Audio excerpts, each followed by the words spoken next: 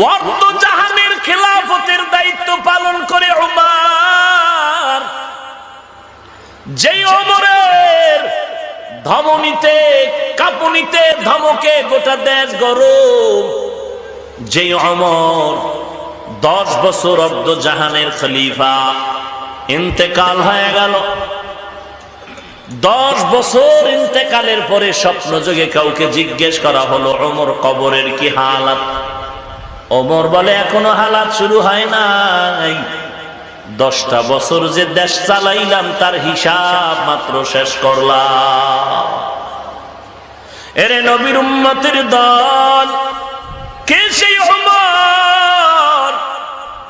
এক কথায় ঈমান আনার আগে তাকে বলা যাইতো পৃথিবীর শ্রেষ্ঠ একটা সন্ত্রাসী, কারণ বিশ্ব নবীর মাথা আনতে যায় বিশ্ব সন্ত্রাসী ছাড়া কেউ। সেই ওমর এখন ইসলামের এমন দামি ব্যক্তি হয়ে গেল, 39 জন মুসলমানের পরে 40 নাম্বার মুসলমান হযরত ওমর।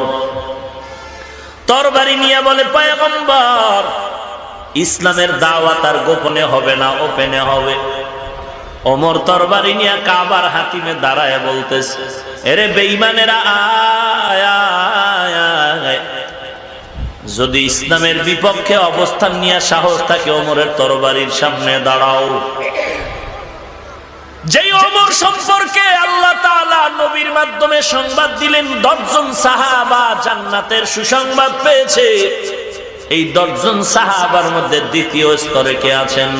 হযরত ওমর। প্রথম কে? হযরত আবু বকর। জান্নাতের গ্যারান্টি যেই ওমরের হাতে, সেই ওমরের ঈমানের আর আমলের কি হালাত! ঈদের দিন সবাই নামাজ পড়ে আনন্দের বাড়ি বাড়ি ঘরে আর আনন্দ করে। খলিফাতুল মুসলিমিন ওমর দরজায় তালা লাগায় চোখের পানি ছেড়ে কান্না করেন। আবু হুরায়রা রাদিয়াল্লাহু তাআলা আনহু ওমরকে জিজ্ঞাসা করেন, আজ খলিফাতুল মুসলিমিন আনন্দের দিন কান্নার আওয়াজ কেন? ওমর ডাক দিয়ে কয়, রে আবু হুরায়রা ভাই, আনন্দ ওই ব্যক্তি করবে যার মধ্যে কোনো পেরেশানি নেই, কোনো চিন্তা নাই। কিসের পেরেশানি? বলে রমজানে রোজা রাখলাম, কবুল হলো কিনা চিন্তায় পড়েছে। কোরআন তেলাওয়াত করলাম, কবুল হলো কিনা চিন্তা। তারাবির নামাজ পড়লাম, কবুল হলো কিনা চিন্তা। জাহান্নাম থেকে নাজাত পেলাম কিনা বড় চিন্তা। আবু হুরায়রা বলেন, খলিফাতুল মুসলিমিন, আল্লাহ তো 10 জন সাহাবায়ে কেরামের মধ্যে দ্বিতীয় স্তরে আপনি আছেন জান্নাতি।